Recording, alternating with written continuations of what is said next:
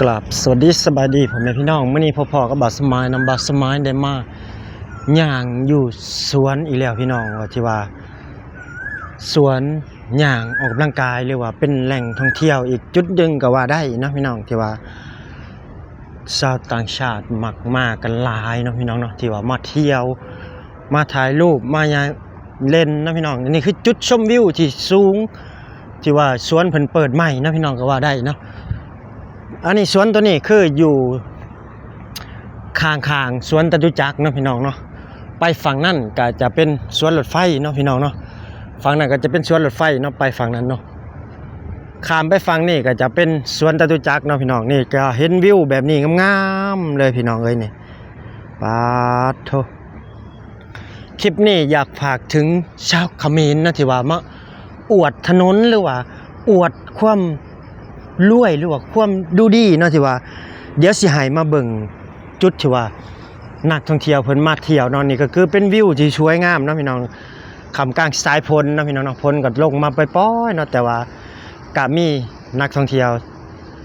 เป็นจุดเนาะพี่น้องเนาะเพราะว่าฝนมันตกเนาะพี่น้องเนาะเพิ่นก็มาเที่ยวเล่นมาถ่ายรูปถ่ายหยังเนาะพี่น้องหลายเนาะสถานที่ที่นี่ก็คือสวนอีหยังเนาะนี่เนาะพี่น้องเนาะบาสมายก็เพิ่งเคยเข้ามาครั้งแรกได้นี่เนาะนี่พี่น้องเบิ่งเอาผลปาดโท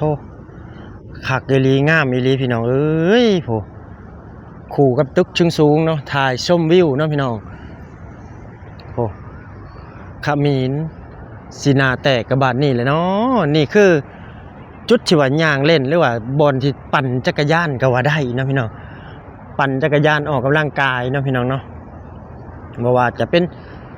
จุดชมวิวถ่ายรูปสวยๆงามๆเนาะพี่น้องทางนั้นก็จะเป็นตลาดเนาะพี่น้องตลาดสวนจตุจักรเนาะหลังสวนเนาะพี่น้องเนาะเนี่ยนะโอ้นี่เนาะพี่น้องเจมออย่างนี้เนาะพี่น้องเนาะนี่เดี๋ยวบ่าวสมาชิกซูมเข้ามาเบิ่งตรงที่ว่าบอนเพิ่นตลาดอีหยังวะตลาดสตตเนาะอีหยังสตงอย่างนี้แหละพี่น้องเอ้ยนี่ก็จะเป็นแบบว่าแม้แต่ฝนตกเพิ่นยังมาถ่ายรูปถ่ายหยังเนาะพวกนักศึกษาเพิ่นเนาะที่มาถ่ายรูปก็มีหลายเนาะพี่น้องเนาะนี่ฝนตกเพิ่นก็ยังมาถ่ายได้พี่น้องเอ้ยแบบว่าไปรับปริญญาก็ว่าได้เนาะพี่น้องเนาะนี่เนาะเพิ่นมาถ่ายรูปถ่ายหยังเนาะเพราะว่าฝนตกเพิ่นก็ยังมาถ่ายรูปเพราะว่าอยู่ข้างล่างบ่าวสมายยืนนี่คือเป็นที่หลบฝนได้เนาะพี่น้องใต้สะพานแล้วก็ว่าได้เนาะสะพานลอยข้ามคลองก็ว่าได้เนาะจุดชมวิวก็ว่าแม่นจุดถ่ายรูปก็ว่าแม่นนะพี่น้องนี่โอ้โหเขมรมีแบบนี้บ่เนาะพี่น้องเนาะ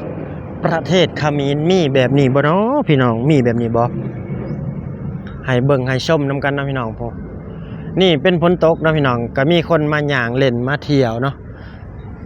ส่วนว่าไปฝั่งนั้นก็จะเป็นสวนรถไฟเนาะแต่ว่าบ่าวสมายบ่ได้ไปฝั่งนั้นเนาะนี่ก็เป็นครั้งแรกที่บ่าวสมายได้มาถ่ายอยู่นี่เนาะย่างเข้ามาถ่ายจุดๆนี้เนาะพี่น้องโอ้หลายจุดเนาะพี่น้องเนาะที่ว่าสวยงามเนาะเห็นแล้วแม้แต่ประเทศข้างเคียงยังสู้บ่ได้เลยนะที่ว่ากับที่ว่าจัดความสวยความงามจัดที่ว่าแหล่งท่องเที่ยวก็ว่าได้เนาะที่เพิ่นเฮ็ดสำหรับคนที่มาท่องเที่ยวคนที่มาถ่ายรูปเนาะไปหันไปนี่เนาะพี่น้องนี่คือจุดที่คนย่างเที่ยวไปเที่ยวมาเนาะพี่น้องนี่เนาะนี่โอ้ยบอนถ่ายรูปก็แม่นหลายเนาะพี่น้อง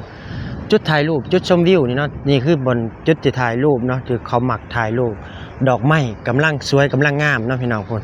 พิ่นก็มาถ่ายรูปถ่ายยังต้องไปรับปริญญาของเพิ่นเนาะนี่จุดชมวิวพี่น้องเอ้ยนี่พี่น้องเอ้ยเบิ่งเอานี่ประเทศเขมรบ่มีแบบนี้แน่นอนเนาะพี่น้องเนาะนี่โอ้เป็นวิวที่สวยงามเนาะพี่น้องจุดหนึ่งบ่าวสมายครั้งแรกที่ได้ขึ้นมานี้เคยไปแต่สวนรถไฟเนาะพี่น้องแล้วก็ไปนั่งเล่นอยู่สวน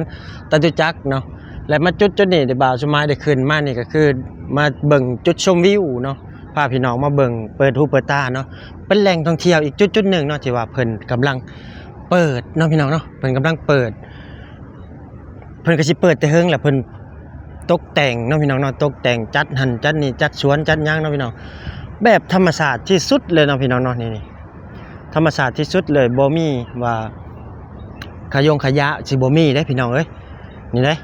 สะอาดเนาะสะอาดหูสะอาดตาเนาะพี่น้องเนาะบ่ว่าแต่ทางขยะเพิ่นก็สิไว้เป็นจุดเนาะพี่น้องจุดนี้ก็จุดหนึงเนาะแล้วจะมีอีกเป็นจุด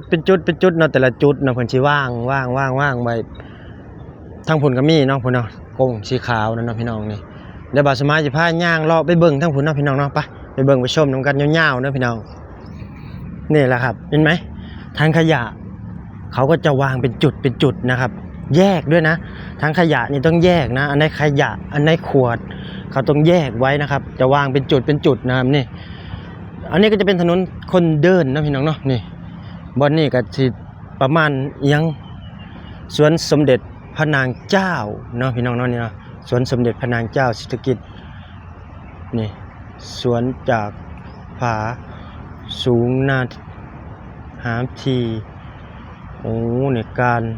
นี่นะกฎระเบียบและข้อปฏิบัตินี่นะพี่น้องข้อมูลก็จะประมาณนี้เนาะพี่น้องเนาะนี่ความห้ามคือเพิ่นห้าม1ห้ามสูบบุหรี่2ห้ามเหล้า3ห้ามนำสัตว์เข้ามาเนาะ4ห้ามตกเบ็ด5ห้ามขี่เจ็ตสกีอย่างนี้เนาะนี่แล้วก็โอ้นี่เพิ่นห้ามปั่นจักรยานพร้อมนะพี่น้องห้ามทิ้งขยะไปทั่วทิพย์ทั่วแดนนะพี่น้องเนาะเป็นระเบียบเนาะนี่คือจุดที่เพิ่นวางไว้นะพี่น้องให้คนชาวต่างชาติหรือว่าคนไทยคนยังกะยาเนาะพม่ากะเลียงยังมาเขาเห็นเขาก็สิอ่านเนาะเขาก็สิประมาณนี้เนาะจะเป็นรูปภาพแบบนี้ที่เขาให้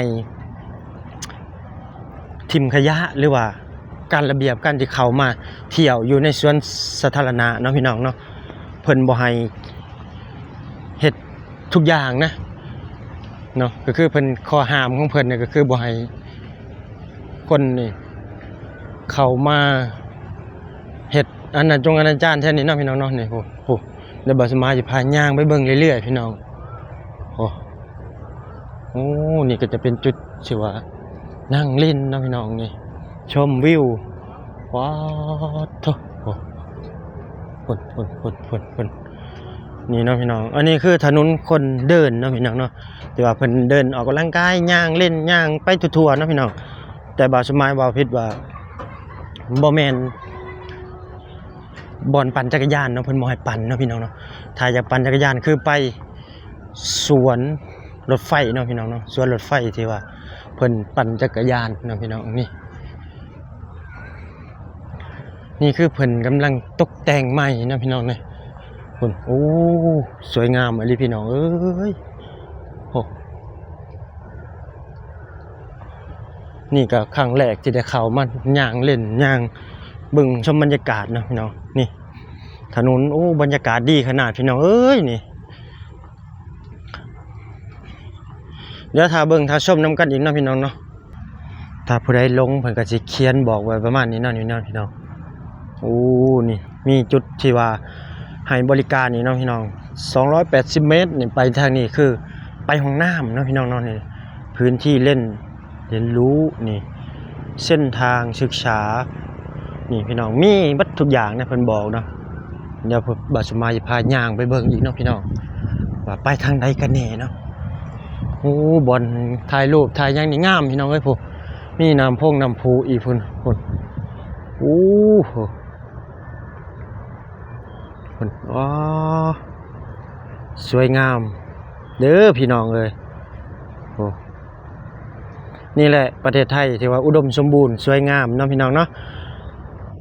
นี่โอ้ป้าพี่น้องนี่มีฮันมักสไลเดอร์เนาะพี่น้องโอ้โหบอลที่ว่าเพิ่นให้เด็กหรือผู้ใหญ่เล่นก็ได้เด้พี่น้องคนไหลลงมาแต่ถึงเนาะพี่น้องบอลเล่นบอลเที่ยวหลายเนาะประเทศไทยเนาะแล้วก็จะมีวิวแบบว่าอยากถ่ายรูปสวยๆงามๆน้ำไหลหรือว่าน้ำต้นตาดเนาะนี่เพิ่นก็เฮ็ดโอ้โหทำเหมือนจริงเลยเนาะพี่น้องเนาะนี่เนาะแบบธรรมชาติอีหลีเด้อโอ้โห ปาดโทธรรมศาสตร์สวยงามเลยพี่น้องเอ้ยพี่น้องเอ้ยโโอ้โหไทยแลนด์พี่น้องเอ้ยมาเบิ่งเอาเด้อนี่ก็เป็นครั้งแรกของบ่าวสมายเนาะผมมีปูมีป้าพร้อมเนาะพี่น้องไม่ว่าจะเป็นป้าเพิ่นเลี้ยงเนาะพี่น้องเนาะโอ้อุดมสมบูรณ์เด้อพี่น้องเอ้ยนี่สวยงามเนาะพี่น้องเนาะจุดนี้ก็ถ้าใครยังบ่ทันมากอะมาได้เนาะพี่น้องนี่ผมว่าเอาละเนาะพี่น้องคลิปนี้ก็จะประมาณนี้เนาะพี่น้องฝากพี่น้อง